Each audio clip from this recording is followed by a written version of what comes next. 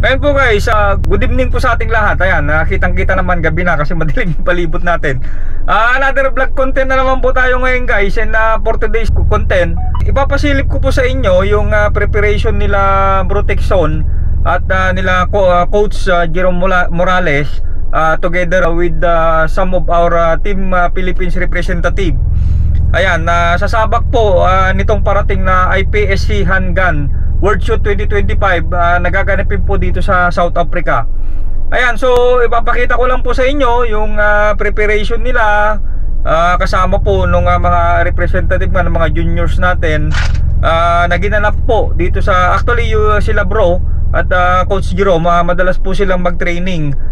Isang training ground po nila dito po sa Mount Samat Firing Range dito po sa Pilar, Bataan. Madalas po dyan sila Edsel pupunta rin po doon para i-training po yung aming mga junior shooter. So dito po tingnan po natin kung paano po nila i-mentor yung ating mga junior shooter na isasabak po natin sa South Africa. So bago po tayo mag-proceed guys sa actual video, ipakilala ko po muna yung representative natin ng mga juniors. Siyempre unahin ko dyan yung kamember ko po dito sa Bataan Shooters Gun Club. Itong mga bata na ito ay kasabayan ko pong nag-training dati nung inalaw po ako ni Mayor Charlie na mag-join po sa training nila under Coach Jerome Morales, Coach Rico Papa at pati rin po si Khalil Birari dati. Ayan, so ngayon po napakalit pa lang po nila to dati nung nag-training kami way back, ewan ko anong taon na yon. Ayan, proud po ako sa kanila dahil sasabak na po sila sa World Shoot. At kinakongratulate ko na po sila kahit na hindi pa po nag-uumpisa yung laban kasi mapasama ka lang sa Team Philippines na isasabak dun sa World Shoot ay malaking achievement na po yan. Ayan, so unahin ko po muna banggitin na yung ating lady standard na si Carlin Pizarro. Ayan, then yung ating open lady na si Erin Matea Micor, open division din si Renrio Mariano at Luigi de Guzman na open division din. Isama ko na rin po si Andriana Yakat na ating lady open dahil kasama rin po nila Brotexon ito na nag-training dun nga sa Mount Samat Firing Range.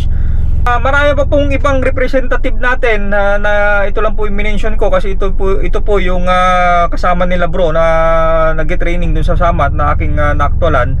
So yung mga ibang representative pa po natin like yung sila Jag Lejano sa Classic Division, Leonard Lopez, si Jun Catalan, si Thomas.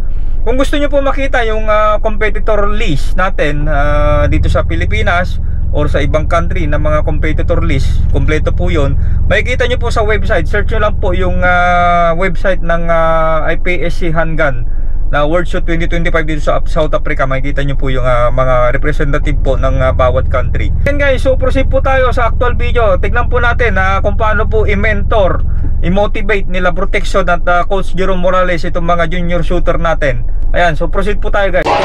Okay, ayan, kung makikita natin si Brotexon, tinututor niya po yung mga kasamahan niya.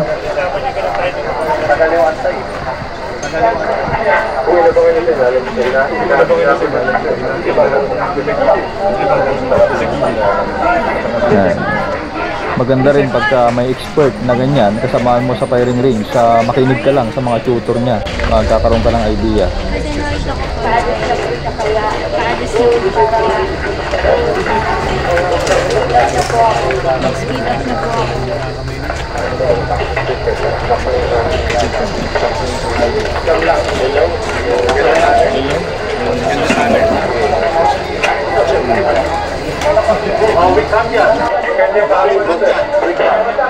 Kasama niyo po si Coach Jerome Morales.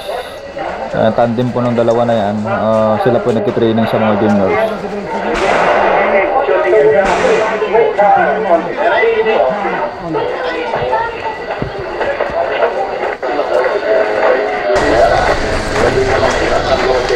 Yan, ginaguide niya po yung mga ating mga junior.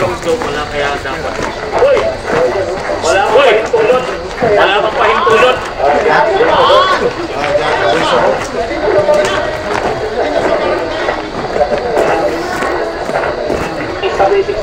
Pero mag-audit ako sa'yo. Oo naman. Kaya lang, pag nag-uudin Yan, sa course of fire review, kailangan na importante yan, may nag-guide sa'yo na malaking tulong yung sila coach Jerome at bro sa kaalaman nila, sa experience. Sa course of fire review, makinig ka na sa kanila. At sa dry fire, mag-dry fire si bro bago siya sasabak sa practice. And usually sa word shoot, more on, nakita ko kasi yung course of fire na doon, more on weak hand saka strong hand. Kaya makikita natin si bro, pinapractice niya po yung weak hand saka strong hand niya.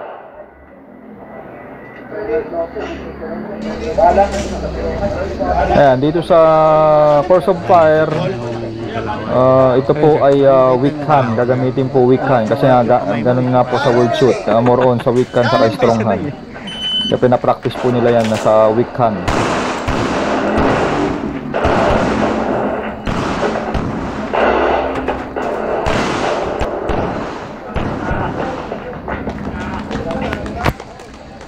Bangaw ay bangaw. Bangaw ay bangaw.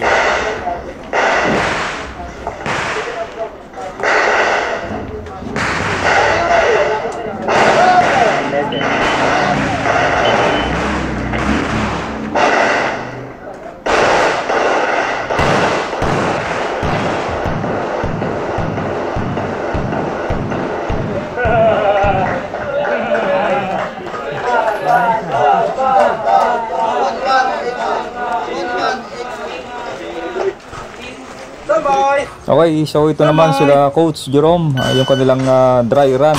Kasama niya po yung mga junior din. Ito po yung ibang training sked po nila.